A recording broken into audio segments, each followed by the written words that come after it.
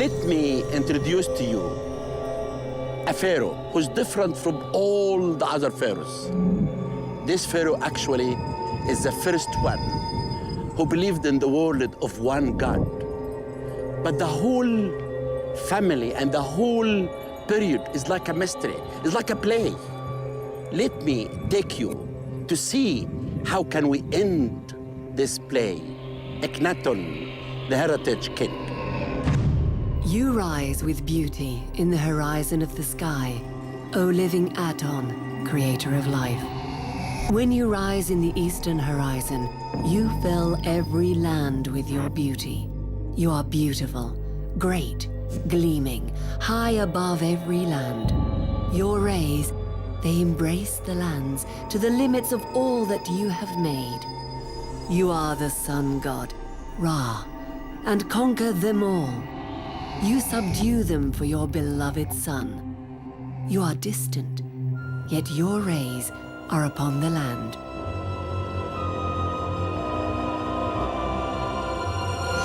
Aton, the sun disk, the god that for a short time in the history of ancient Egypt replaced Amun-Ra and all the other traditional gods. AKHENATEN, the priest of Aton, the only person allowed to worship him, one of the most controversial figures of Egyptian history. The heretic pharaoh who excommunicated the entire Theban priesthood and moved the capital to the heart of the country. The pharaoh who married the most beautiful woman of ancient times, Nefertiti. His life and that of his family, the lost dynasty of Amana, are shrouded in mystery. Upon AKHENATEN's death, his name was removed from monuments, cartouches and statues, and his city dismantled stone by stone. His mummy was removed from the royal tomb and taken far from the new capital. But where to? And why? This is one of the mysterious tombs in the Valley of the Kings. KV 55, Kings Valley number 55. Actually, it is very strange. No one really can tell you the story of this tomb. Why this tomb was built, what has been found in this tomb. It's like a mysterious film. Something that you hear about, but you never know the real story. But I will tell you what's happened. This tomb actually, no inscriptions. When you enter in this tomb, it has 22 stairs. And now you see this chamber, no scenes, no inscription, as if it was cut especially for something. And I will tell you about this something. First of all, when this tomb was found in 1907 by Davis, he found many strange things scattered in this place. Theodore Davies found panels of gold-plated wood on the floor of the tomb. Others leaned abandoned against a wall. One showed a very damaged portrait of AKHENATEN adoring the sun disk and bore the name of Queen T. And in a corner, 4 canopic jars were found containing the organs of a mummy. All these objects actually tell us something about Amarna, but why all the scattered are here? But between them, a very important coffin was found. It's a beautiful coffin. And this coffin was moved to Cairo Museum. A splendid sarcophagus, decorated with thousands of pieces of gold paste and semi-precious stones. A multicolored inlay in the shape of a bird's wings unfolded, granting protection. The funerary mask had been partially removed, and the cartouche that should have borne the pharaoh's name had been entirely obliterated. But this coffin, inside it, found a skeleton, a mysterious one, that some people actually believe that this skeleton was first, they said, for Queen T. But after that, they studied and they found out that actually, no, it's not for a woman, it's for a man. And I thought this could be for AKHENATEN.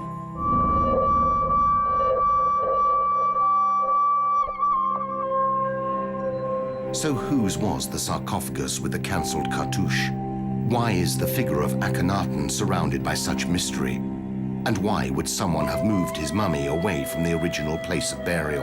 Who really was the heretic king? Akhenaten is a very important figure in the history of mankind. He was not just an Egyptian pharaoh or a king. He was a prophet, he was a philosopher. He has changed many things at his time. For example, he's the first one, and I think the first in history, maybe the only in history, to create a revolution against his own regime, his own system.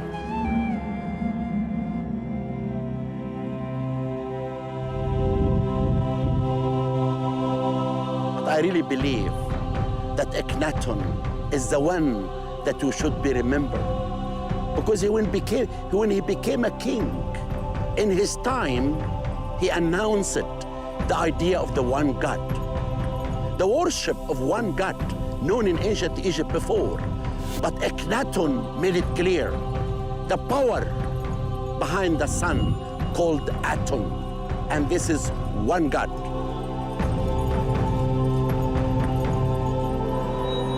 The second son of Amenhotep III and the powerful Queen T, Akhenaten took the throne under the name of Amenhotep IV, meaning God Amun is satisfied.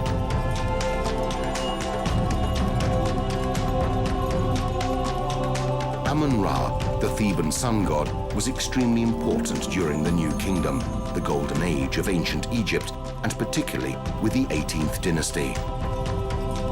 The priests of Amun became an extremely important caste, with their power greater even than that of the pharaoh.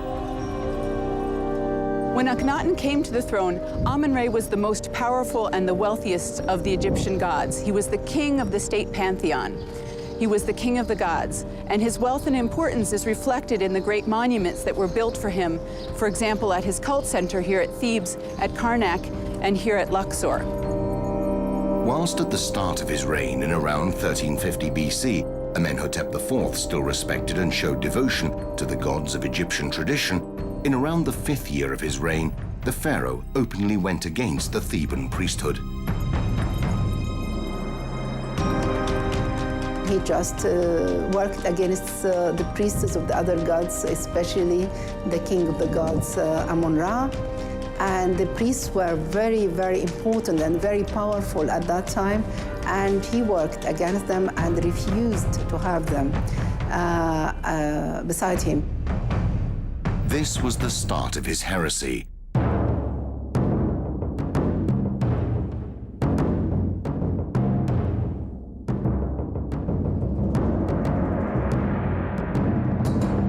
The pharaoh replaced the cult of Amun and the other gods with the cult of a single god, Aton, the sun disk. And he changed his name to Akhenaten, the creative promulgation of Aton. Akhenaten believed in the one God, which is the God behind the solar disk, or behind the solar power. And he just lived, he wanted to live in peace. We have wonderful hymns from his time. We can read what he is, how he worshipped his God, and the texts are very unusual because for the first time he is talking about the God who created all nations. O sole God, like whom there is no other, thou didst create the world according to thy desire, whilst thou wert alone. All men, cattle, and wild beasts, whatever is on earth and what is on high.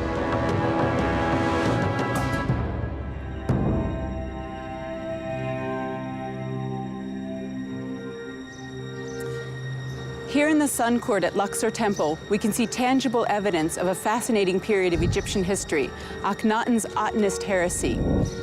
At the top of the column, Diagonally behind me, we can see a cartouche that contains one of the 5 names of Amenhotep III, Akhenaten's father and predecessor. You can see in this cartouche, which reads Neb-Maat-Re, beloved of Amun-Re, that the hieroglyphs for Amun, a reed leaf, a game board, and a ripple of water, have been deliberately hacked away on the orders of Akhenaten himself.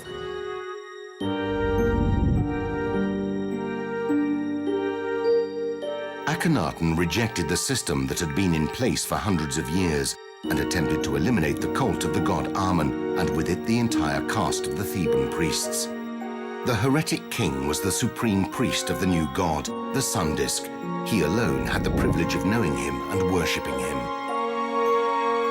His love for his god was without bounds, just as was his love for his wife, the great royal bride Nefertiti, whose name meant, "The beauty has arrived." O woman of happiness, fair of face, gay with 2 plumes, gifted with all virtues, whose voice inspires happiness, lady full of grace, great of love, whose sentiments bring happiness to the Lord of the 2 lands. She married to Akhenaten. She was his favorite wife. She stood beside him. She bore 6 daughters of him. And you can see her in all the scenes. You can see for the first time how she's standing beside him. She's receiving the life from Aton, that Aton is giving it in return to the people.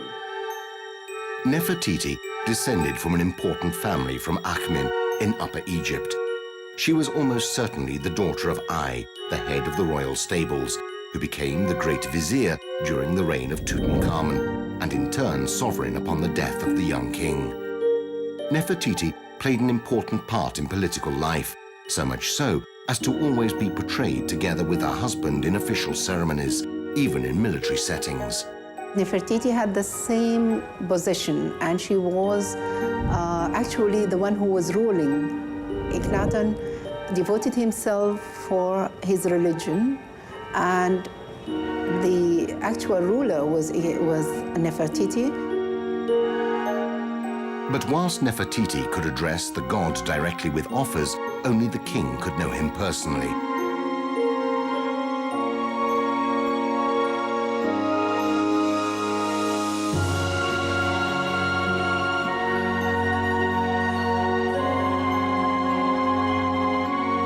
Akhenaten was an idealist, a visionary, even to the extent of abandoning the city of Thebes to found a new capital, a whole place devoted to the sun disk.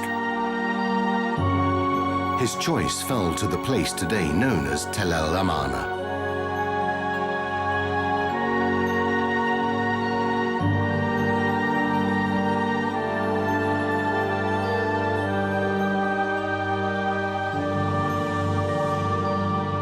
He changed the capital, established the first designed capital in the ancient world, and he has chosen a place exactly between in the middle between Luxor or Thebes and Memphis, the old capital, and the classical capital, Thebes.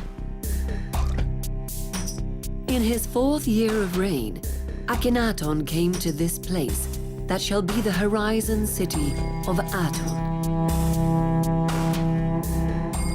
And all came and kissed the ground, as His Majesty declared. Aton has ordered me to build this city as an eternal monument to his glory. None other than he himself has led me to the place where I will erect the horizon of Aton on the land that belongs to me.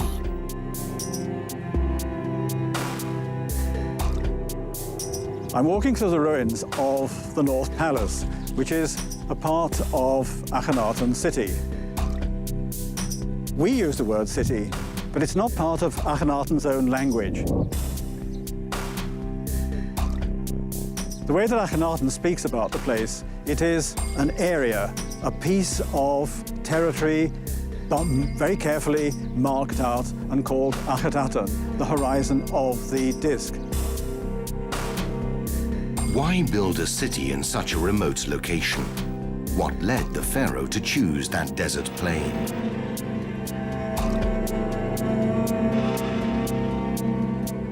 But in his words, it's the Aten itself which chooses this place. It is an essential part of his vision to provide properly for the Aten, that it has its own special place that has never before belonged to another god, a king, a person. And it's the Aten that chooses and presumably brings him here.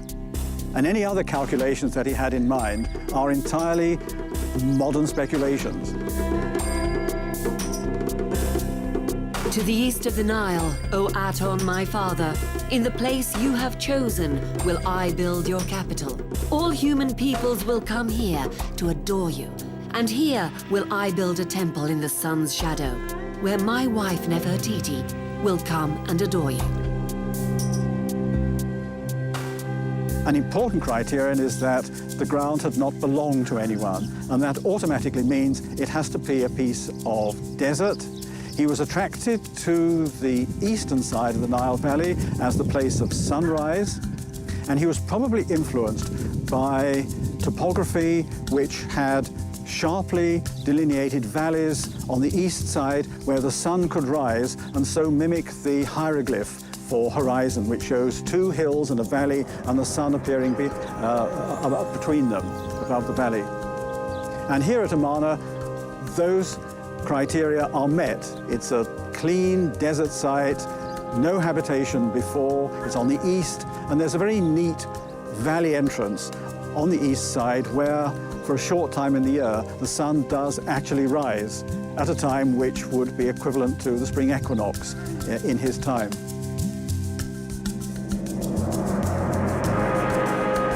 The city took just a few years to build. Akhenaten was in a rush to see his dream come true and used all his resources. The stone parts of the city were built in a new way.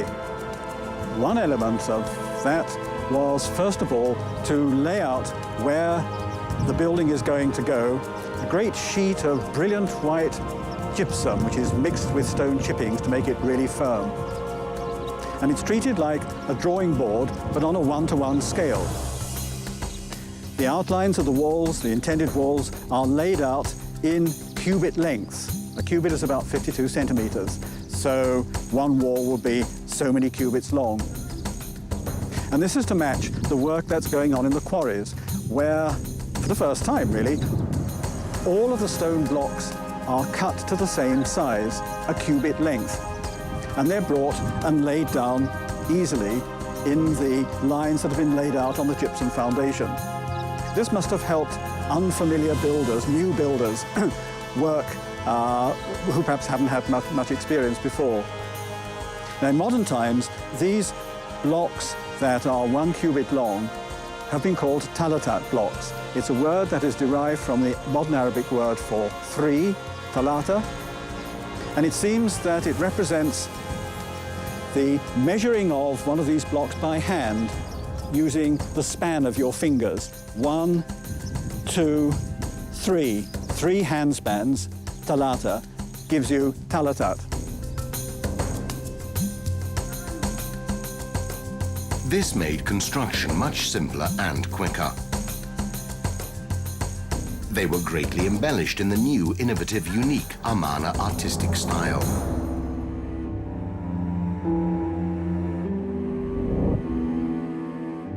The heretic pharaoh's city had well-defined boundaries. The first act in the creation of Amarna was the setting out of the perimeter of the site, and this was done by carving into the cliffs a series of big tablets or stelae, accompanied by statues of Akhenaten and Nefertiti and some of the daughters. The stela showed a sort of design of the city, listing the projects that Akhenaten intended to develop. The construction of a large temple devoted to Aton, a series of buildings for himself and his family, the creation of a necropolis with a royal tomb, and tombs for the court dignitaries. And on the tablets, a long decree is carved. In fact, there are 2 of them. The first was done in the king's 5th year, and then a second decree was carved on the first anniversary in the 6th year. and they reveal some of Akhenaten's thinking. They're written in the first person. The first set of stelae tell us how the Aten chose the place for himself and for Akhenaten, and how important it was that it was a piece of land that had not been used before, had not belonged to anybody before. The great Sun Temple devoted to Aten formed the true heart of the new capital. In order to understand Akhenaten, you need to study not only the written sources, but also to appreciate the extent to which his own vision, which we see as a religious vision, needed the site itself, the place, the piece of sacred territory that was dedicated to the Aten.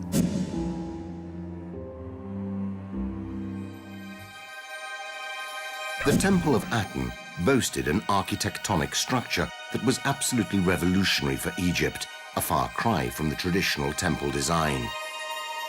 It rose up at the center of a huge rectangular plot, measuring 800 meters by 275. It was designed without covering, because the sun's rays were to penetrate triumphantly within. The central part of the sacred structure, to be used to consecrate offerings, was left completely open and measured 212 by 32 meters. A ceremonial path ran through the center of the 2 rows of stone offering planks in the first, large courtyard, with another altar standing just over halfway through.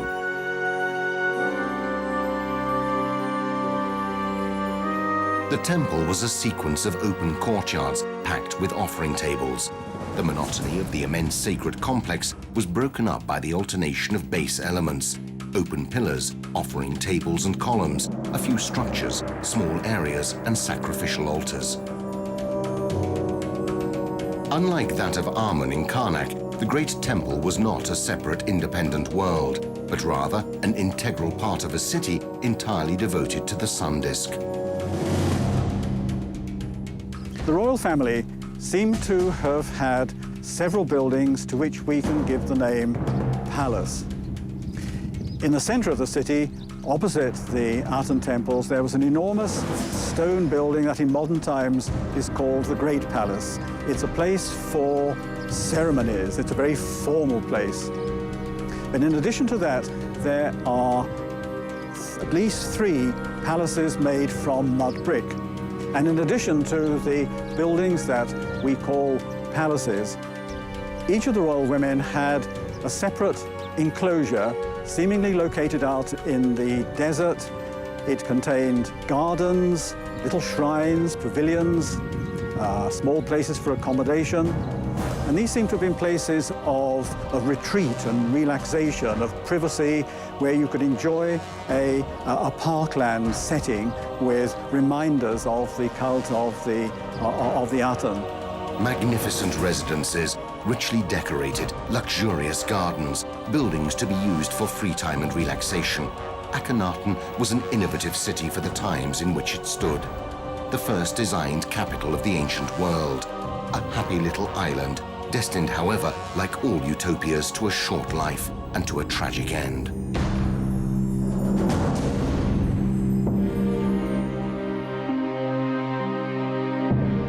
The revolutions brought about by the heretic pharaoh were not limited to religion and politics, but affected all fields of Egyptian life. The revolution was not only in religion, it was in everything. They have changed the language. The language became very simple because that language was to be used also by the people. So they changed the classical language of ancient Egypt to be a very simple language, which we call it in our science the New Egyptian language. At the same time, they changed a lot in the art, the way of showing everything. It was more free at the time of Akhenaten. The new philosophy of Akhenaten was to become a clear message for the people, and the artists were to be its messengers. The pharaoh invited them to abandon traditional limits and give free rein to their creativity and imagination. عشان يعمل التغيير الفني في النسب Artistic objects underwent change as well.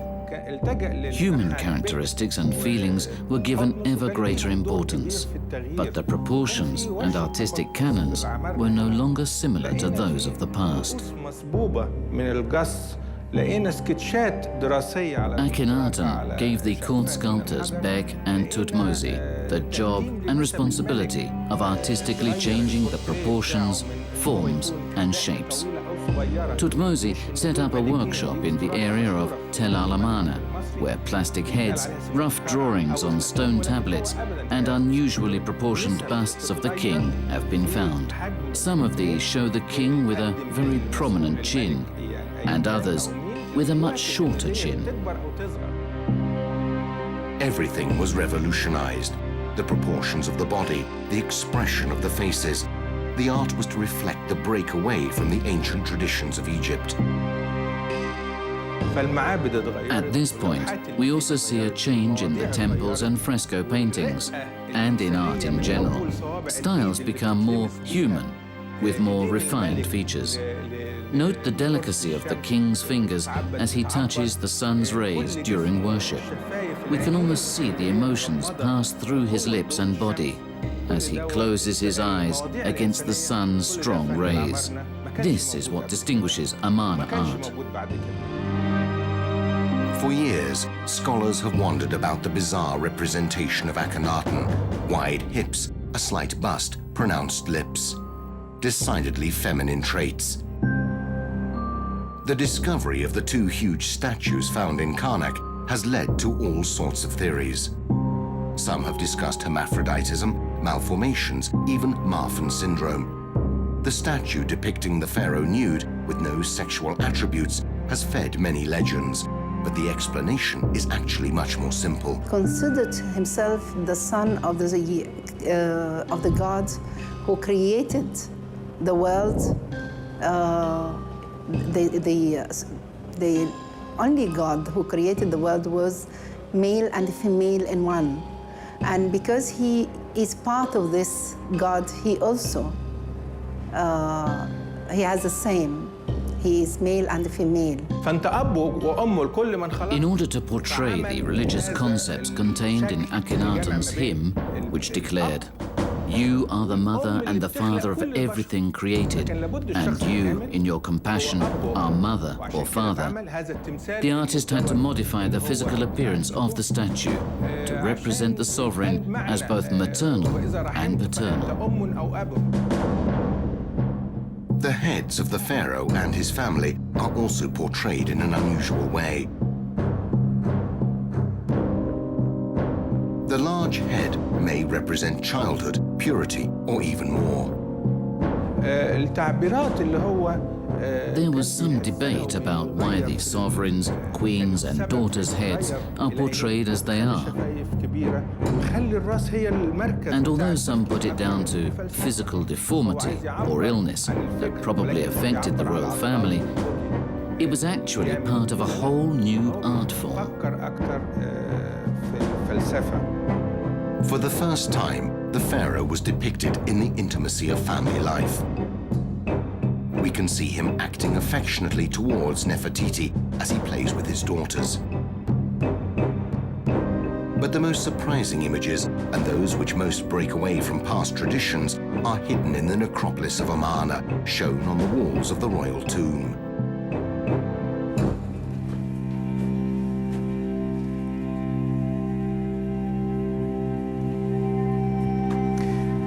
Whilst Akhenaten was at Amarna, his second daughter, Mekhetaten, died and was buried in this small chamber which is an annex to the main royal tomb.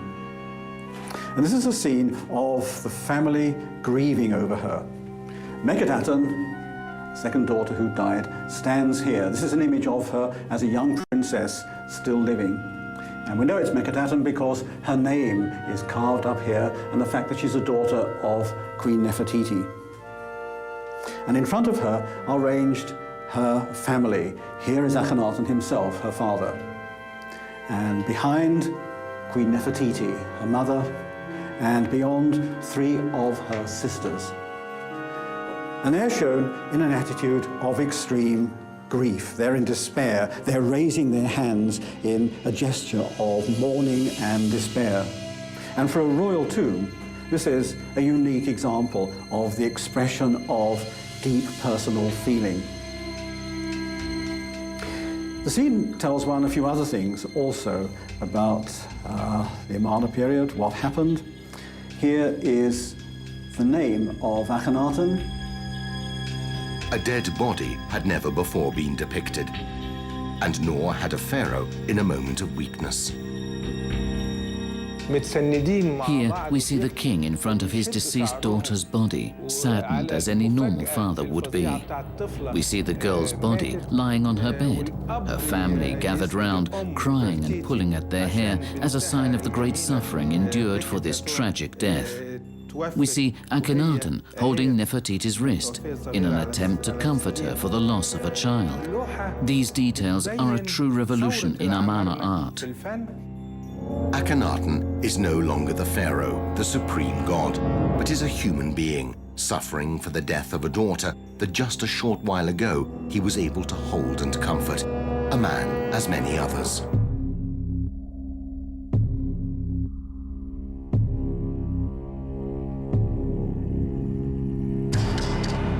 This image fixes a scene from day-to-day life in stone, as do the other images on the walls of the tombs in Akhenaten's necropolis. The tombs of the heretic pharaoh's city are significantly innovative as compared with those of the Valley of the Kings, where the other pharaohs of the New Kingdom were buried.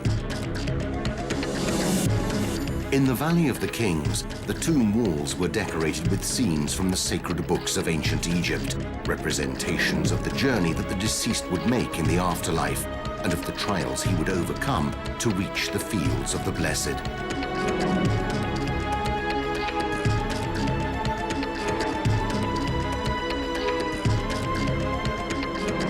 When you go into the royal tomb at Amarna, there's not a hint of that. All you have are images.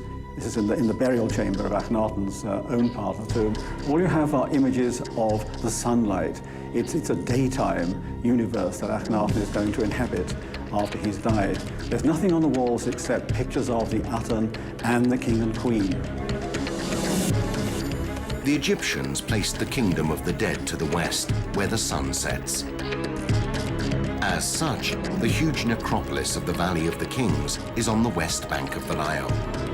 The tombs of Amarna, instead, were dug out of the mountains to the east of the city. The size of the royal tomb, designed for the burial of Akhenaten and his family, is truly exceptional. The corridors and rooms are almost double the width of the Theban tombs. And the sarcophagus chamber is enormous, 10.03 by 10.04 meters, standing more than 3 meters high. This tomb was intended for Akhenaten himself, and I'm standing in the burial chamber. I'm actually standing on wooden decking that has been put here in the last few years for the comfort of visitors. If you took the wooden decking away, you'd find that underneath it, there's a rough stone floor, but rising up a few centimeters from the floor, there is this rectangular plinth, the surface of which has been dressed flat. And this is the base for a single large sarcophagus, which must have been the sarcophagus of Akhenaten himself. When the tomb was cleared by archaeologists, large numbers of fragments of a red granite sarcophagus were found in various parts of the tomb. They were taken to the Egyptian Museum, Cairo. An attempt was made to fit them together, and there is now in the grounds of the Egyptian Museum, Cairo, a reconstructed sarcophagus of Akhenaten. It's unusual in one particular respect. The sarcophagi of kings of this period normally have each corner guarded by a particular goddess, whereas the corners of Akhenaten's sarcophagus are guarded by figures of Nefertiti, her arms stretched out in a protective embrace around the corners of the sarcophagus.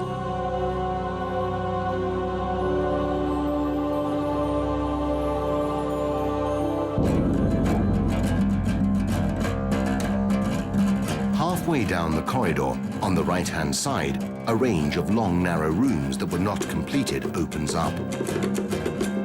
Perhaps they were intended for Nefertiti's burial, but the body of the great royal bride doesn't rest in this tomb. Near the second stairway, there is another area, the last resting place of Akhenaten's second daughter, Mekhetaten. The pharaoh had also given orders for the burial of the most important figures of the city, including the courtesan Ai, a key figure in the heretic period, who, following the death of Tutankhamun, even became pharaoh. Other dignitaries, such as the vizier, almost certainly continued to live in Memphis, which remained an important administrative center, and were buried at Saqqara. A discovery that took place at the start of 2007 in the Saqqara necropolis confirmed this. The beautiful tomb of a high dignitary of the court of Akhenaten, Ptahemwi, the pharaoh's seal-bearer. The importance of the person is seen in the magnificence of the burial, decorated with bas-reliefs showing monkeys eating fruit and the seal-bearer receiving offerings. Akhenaten lived in his city with Nefertiti and his family, concentrated in the cult of his god in a sort of golden isolation, letting his political tasks slide over time as the boundaries of Egypt were threatened by neighboring populations.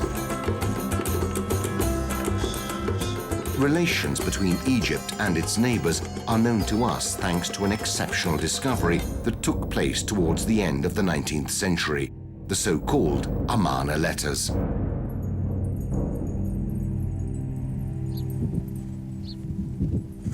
In the 1880s, people from the local village were digging in the city, looking for treasure, useful things, and made a lucky find. They came across a collection of clay tablets buried in the ground, and eventually they were sold as antiquities, and scholars recognized that they were tablets written in the cuneiform script, a form of script using impressed wedge-shaped characters, which was used to write the Akkadian language.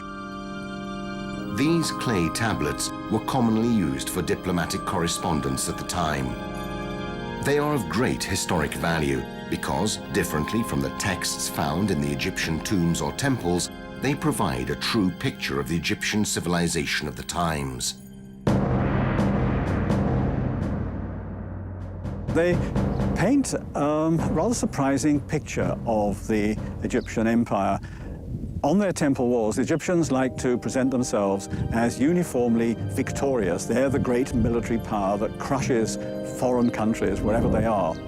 But in this correspondence, it's evident that Egypt is just one player in a very complicated political game and was not that effective. And it's evident that the Egyptian empire was not an enormously strong one. And at this time, the principal state beyond the borders of the Egyptian empire was the kingdom of Hatti, the Hittite kingdom. And there was in Syria a constant sort of tug of war between Egypt and the Hittites, in which the rulers of local city-states could play each other off. And another feature that emerges from the letters is the extent of local treachery. Each one of these little city-states, although loyal to Egypt in theory and with an Egyptian representative present, was nevertheless trying to get the better of its neighbors, and in some cases intriguing with Egypt's principal enemy, the Hittites. Akhenaten became ever weaker politically, the situation in Egypt so precarious as to require the intervention by Queen T, the powerful mother of the pharaoh. Actually, she stood beside him, but something happened. When his mother, Queen T, arrived at Amarna, Nefertiti disappeared. It is then that Nefertiti quite literally disappears. She disappears from the monuments. Her name was erased from the inscriptions and replaced by those of Mekhetaten, her eldest daughter. Perhaps she died. Perhaps she was disgraced. Perhaps she simply changed her name. Nefertiti disappears from the historical record in about the 12th year of her husband's reign. In many inscriptions, she's referred to as Nefertiti Nefer-Neferu-Aten, and at about the same time that she disappears, a new king named Ankhepurure Nefer-Neferu-Aten appears, ruling beside Akhenaten on the Egyptian throne. Very probably, Akhenaten was no longer able to rule alone. His co-ruler, Ankhepurure, would appear, however, to come from nowhere. There's convincing evidence that this new king was female, and many scholars believe that, in fact, this new female pharaoh was Nefertiti herself. Excavations over a very long period of time at Amarna have shown that there are 3 royal names recorded in that way. One, of course, is Akhenaten, but they're not the commonest. The 2 commonest are for Ankhepurure and Nebkepurure, who is Tutankhamun. And that implies that to the people who lived here after Akhenaten's death, there were 2 coronations. One for this king, Ankhepurure, who is Smenkhkare, and the second for Tutankhamun. Nebkepurure, or Tutankhamun, the child pharaoh, husband of Ankhesenamun, Akhenaten's daughter, was, for some scholars, the son of the pharaoh himself and a concubine. He was not, however, the direct successor of the heretic pharaoh and the co-ruler, Ankhepurure. Between them, a different person with unclear origins made his entrance when the heretic pharaoh died, Smenkhkare. Some Egyptologists believe him to be Tutankhamun's brother, others Nefertiti once again, reigning for a few years with a male name, taking the daughter Meritaten as royal bride.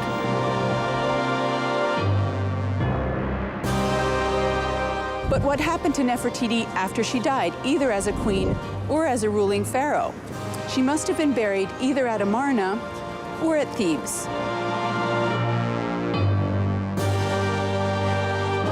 The most beautiful woman of ancient times does not rest in the royal tomb of Amarna. Her body has probably been moved, perhaps to the Theban necropolis. There are 2 female mummies, anonymous, found in the tomb of Amenhotep II, along with a number of New Kingdom pharaohs. And both of these female mummies have been identified as possible Nefertitis. Of these, the most likely is the one called the Elder Lady. She was about the right age when she died, maybe around 40, 45, and she has some queenly attributes, and it's a nice match. However, she has been more convincingly identified as T, Nefertiti's mother-in-law. This leaves the younger lady, but the problem with the younger lady is that, as a recent CT scan shows, she was really too young to have been Nefertiti when she died. With the death of Nefertiti and Akhenaten, the splendid capital Akhetaten was abandoned, and the period of Amarna heresy obliterated from history. The cult of the god Amun was restored, and the Theban priests returned to power. The name of the heretic pharaoh was cancelled from monuments and inscriptions in an attempt to remove the very memory of him. And the pharaoh's body, buried in the royal tomb, was moved from his eternal resting place. Some scholars believe that it was Tutankhamun himself who took him silently to the Valley of the Kings. In the Valley of the Kings, one of the tombs, it's numbered 55, so it's KV 55. One of the tombs, which was discovered early in the 20th century, seems to be linked very closely to Amarna, the Amarna period. It contained a mixture of items of burial equipment from different persons and a wooden coffin which had been quite elaborately decorated with inlaid glass and gold bands, which contained the remains of a mummy reduced to little more than a skeleton. Originally, the gold bands had contained the name and titles of a person, but these had been methodically cut out. And so the identity of the person resting in there finally isn't directly known. That skeleton may also belong to Akhenaten. It's mysterious. It's something that we have to reveal the mystery of this tomb because of all these objects. And this is why I'm personally interested now in this Amarna period, because of science that we have. We can use science and archaeology to reveal for the first time the owner of this tomb. We really believe that at the death of Akhenaten, some loyal people to Akhenaten moved all these objects and they threw it here. And the coffin from the tomb, before people could make destruction of the coffin, and they brought it here. But the answer will be soon, that all of you will be hearing for the first time that we will reveal the members of the family of Tutankhamun, and will reveal for the first time the mystery of KV55. The lost dynasty of Amarna has been shrouded in mystery for more than 3,000 years. Many questions have remained unanswered. The heretic pharaoh has yet to find peace. I will breathe the sweet air that comes from your mouth. My prayer is to contemplate your beauty every day, to hear your sweet voice every day, and to have a young, vital body, thanks to your love. To have you reach out your hands that provide nourishment, and to receive it and live thanks to this. To hear you utter my name forever, and it be forever on your lips.